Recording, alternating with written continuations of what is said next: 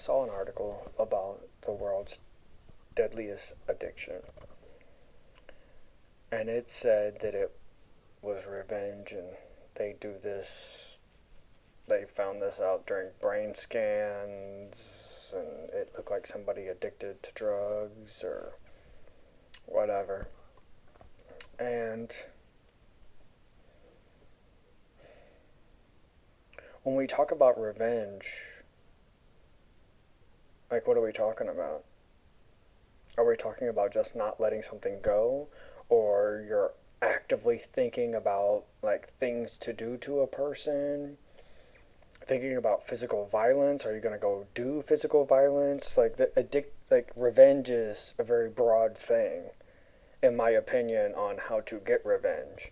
Because revenge, if you're thinking about physically harming someone, I would say that, or like really doing something to someone to hurt them or ruin their career or make them look bad in front of like, if you're really dead set on doing something versus just not letting something go, like, you're still thinking about revenge if you're not letting something go. But are you actively planning? I guess. Planning, yeah, that's more the correct thing. And because it's so, like, I feel social media is the worst addiction. But to be fair, it does help to feed the revenge addiction, if you say that is a true addiction. Because social media has allowed you to say things about someone, get it out there. It's not like talking about someone behind their back in high school and you're just saying it to the people in your high school. You can say it and then they get fired or stuff like that. And with all our technology now, you can actually make bad things to where you can make a video that's not true but makes them look bad, a photo that makes them look bad.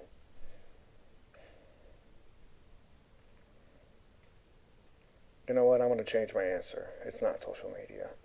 It's technology in general. That is the worst addiction.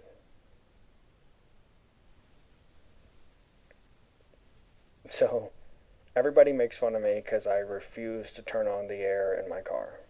I don't do it. I don't turn on the air. I sweat profusely. I live in Missouri. It'll be 90, humid, and I'll just sweat, whatever. When it gets cold, again, Missouri, it gets down below zero. And the only time I have my heat on is if my windows are fogging up or they're iced over or whatever. So I can see, because that seems a little too uncomfortable to not be able to see while driving.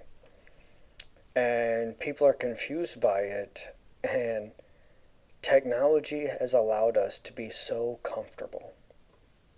We no longer have to go out there and get our own food, suffer through a night because we didn't kill an animal so our family could eat.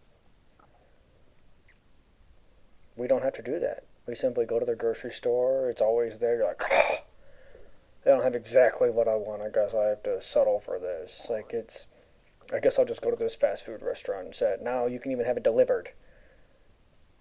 And our lives are so comfortable now.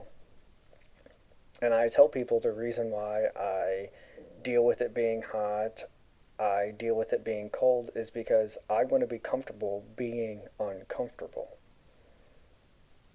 Because you learn a lot about yourself being uncomfortable. If you're comfortable all the time, there's no chance to learn about you.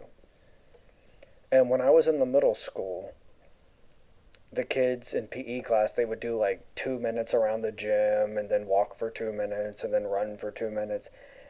And it was amazing how those kids, when they got uncomfortable, that's when they would give up and start walking.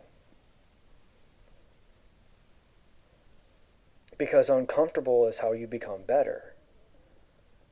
If you stay comfortable while working out, you're not going to get any stronger, faster. If you're uncomfortable, you will. If you go for a run, if you start to get uncomfortable breathing a little bit, that's not the time to stop. That's the time to keep going. because you're pushing yourself. Yes, there is a time when you're breathing so hard. Yes, you should stop. Catch your breath for a little bit and then carry on. But just when you start to feel uncomfortable, now is when the workout, the run, now it's working. Now let's do this. And this world has gotten so comfortable that, I guess not necessarily the world, the United States has gotten so comfortable that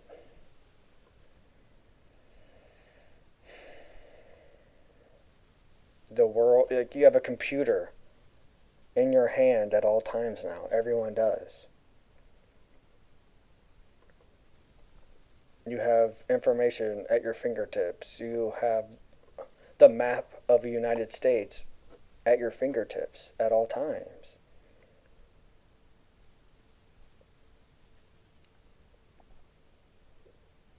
Being uncomfortable has allowed me to thrive when things get uncomfortable.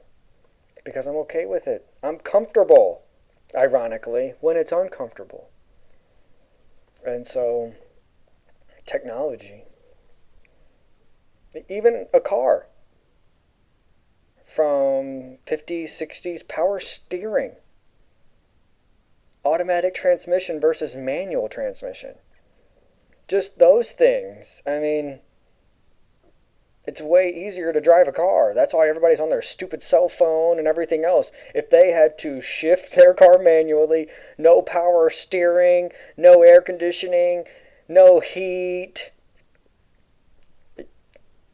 you're going to pay attention more. You're going to have to be able to survive. And I guess when you're uncomfortable, don't shy away. There was a quote or something, the best way out is always through. And that's generally what I do. When things get uncomfortable, let's do this. And I suggest being uncomfortable from time to time. Just sitting in it and be like, how do I feel? Process your emotions. When I'm in the car and it's really hot, sometimes I'll turn off the radio and just sit in it and just drive and just see, like, man, it is so hot. It's gotten so hot my cell phone shut down. It overheated. It was so hot. I had to turn on the air. This is several years ago. I had to turn on the air and hold my cell phone on the vent because I didn't know where I was going and I was using the GPS. And I'm like, oh, son of a... Ah! I was like, you stupid, pathetic phone. God, technology is so weak. It can't take a little heat. So, be comfortable with being uncomfortable. It will change your life. You'll be less stressed. Because if things come that are uncomfortable, okay, let's do this. So, maybe try it. When it's really hot outside, no air. And your car definitely runs different. People could say, well, shut up. They run different. If you pay attention at all, they very much run different when the air's on. They do. So, try it. See if being uncomfortable can get comfortable.